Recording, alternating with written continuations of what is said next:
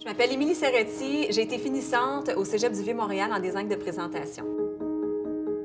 Je suis designer, styliste, chroniqueuse, animatrice télé et chef d'entreprise.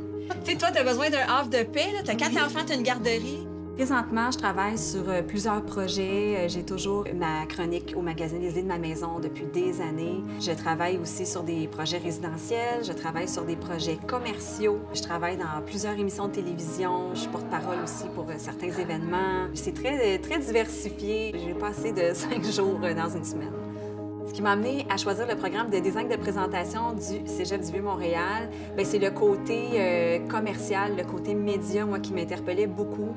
Je savais, moi, que je voulais devenir styliste. Je pensais de faire la mise en place pour des pubs, dans des émissions de télé. Moi, c'est ça qui m'a attirée dans ce programme-là. Moi, c'est sûr que dans ma carrière, le design de présentation est très présent parce que je continue à faire, depuis que je suis en 2e année de cégep, que je fais du stylisme pour des magazines.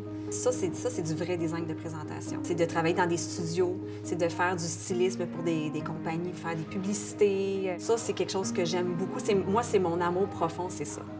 La photographie, par exemple, c'est hyper important. La composition d'images, tout ça, c'est des trucs qu'on apprend dans ce cours-là et qui nous sert plus tard, peu importe ce qu'on va faire. Ça l'a comme aiguisé, on dirait, mon sens du détail. Il y a beaucoup de gens qui pensent que le design de présentation, ça touche presque juste la vitrine de magasin, alors que c'est tellement pas juste ça. Il y a aussi le côté événementiel qui fait partie du design de présentation, puis ça, c'est hyper intéressant aussi, c'est de travailler avec un client. Ça peut être de promouvoir un produit, créer un événement, une soirée pour parler d'un lancement quelconque, mais tout ça, ça prend des designers.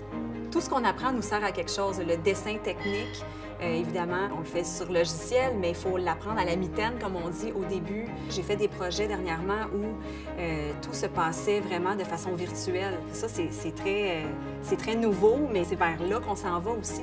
Dans les programmes, on apprend maintenant l'AutoCAD, on apprend du Photoshop. Ça, c'est tous des logiciels qui sont hyper importants et qui vont nous servir à démontrer nos idées. Des designers, on va toujours en avoir de besoin. Pour des pubs, il va toujours en avoir. Des espaces commerciaux, il va toujours en avoir.